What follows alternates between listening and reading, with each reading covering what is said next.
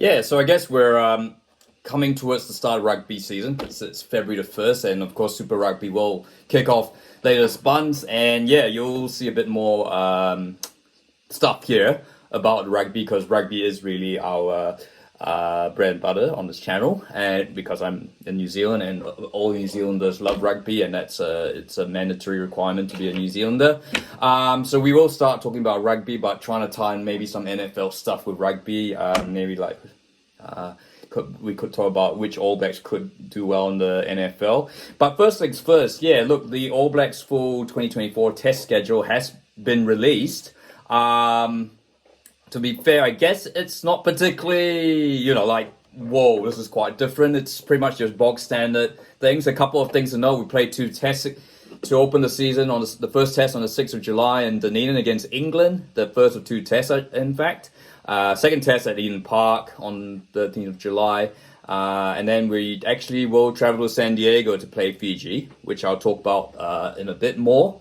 And then, there is a bit of, how long is that? It's, I think that's almost like a 3-week break, isn't it? Between that game against Fiji and San Diego and then the start of the Rugby Championship. Our first game's against Argentina in Wellington, which it'll be the first All Blacks test in Wellington in about 2 years, because there were, of course, you recall there were none due to the FIFA Women's World Cup and the fact it was Rugby World Cup year. In fact, yeah, so I think this, correct me if I'm wrong, I think this sort of started maybe in the post-pandemic, and you know how when the Rugby Championship had to be played in Australia, but we're playing both tests against Argentina will be in New Zealand. There won't be any trips to Buenos Aires this year. So we played in Wellington, and then at Eden Park gets the second test against Argentina a week later on 17th of August. And then it's a bye week next and I guess that's timely because we travel to South Africa for a 2 test series against the world champions, we should remember. First test at Ellis Park or Emirates Airline Park in Johannesburg on the 31st of August. And then I think the time's to be confirmed there. South Africa, of course, released their schedules quite late. And then a week later, we play at DHL Stadium, Cape Town. That's not Newlands, by the way. That's that big stadium. I think it's Greenpoint Stadium, isn't it? And then another bye, and then we play Australia twice. Is that twice? Yes. We're only playing Australia twice this year. So the Bledsoe will be decided over 2 tests. First test at the Accor Stadium in Sydney. That's your Stadium Australia Olympic Stadium on the 21st of September. And then a week later, we play them at Sky Stadium in Wellington. So Wellington gets 2 tests this year to wrap up the Rugby Championship.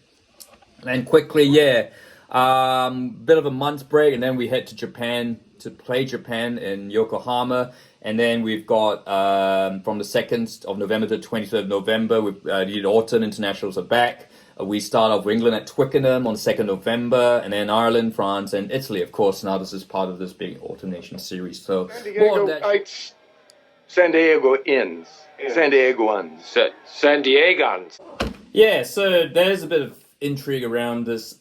What will be the All Blacks' first ever game in San Diego, and specifically around the stadium. They're going to be playing at Snapdragon Stadium, which, there's a bit of interesting history here. It is it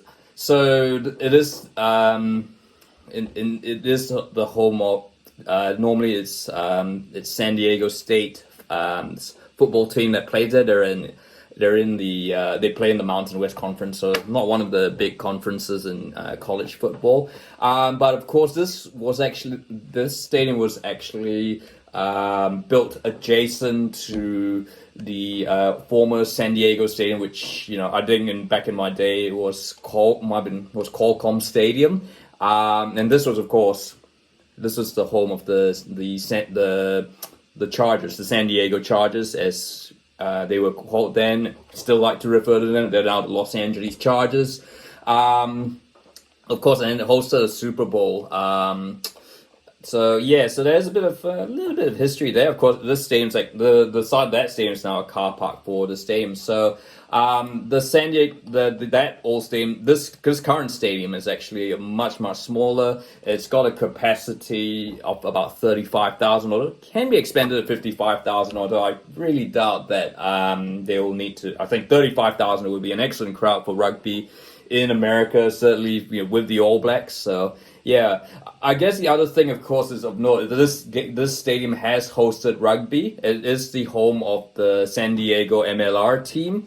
So, and I think it has been earmarked as one of the host venues for the 2031 and 2033 Rugby World Cup when it's hosted in the United States and Canada.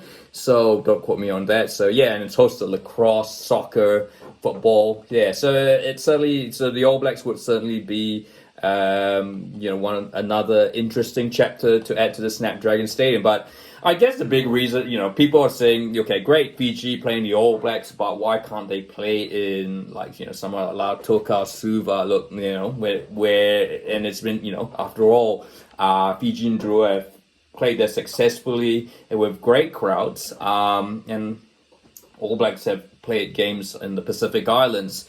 This is clearly a revenue thing. You've got to remember, of course, let me remind you that New Zealand Rugby has just signed that deal with Silver Lake, so they're just gonna have to, they have to make a return on investment. Silver Lake, of course, is basically American, so San Diego is the perfect choice. The other thing, of course, San Diego is on the Pacific coast, so they would have played England the week before, so it is, it's a long flight, but the time difference is not too much to make. So, and of course, after this, they will have 3 weeks, before the next game. So, they're playing it now. This will be played. This game will take place Saturday, 2 p.m. New Zealand time. So it's a Friday night clash in July. So they have to play it Friday night in July. It's going to be just too hot to play during the day. So yeah, so we shall see. So very interesting. I think that would be a good crowd. I think that there are a lot of expat Pacific Islanders in America, certainly Los Angeles, California. So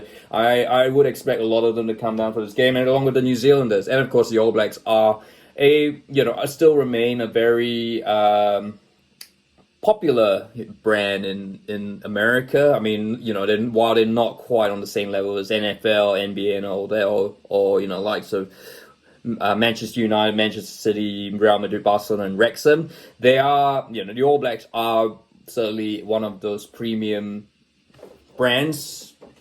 Don't like using that word, but they, in the case of the American market, they are a team that people will certainly go and watch. So yeah, so it'll be interesting to see what happens in July. I think there will be a pretty decent crowd, which would certainly fill tick all the boxes for New Zealand Rugby in terms of trying to get their investment with Silver Lake.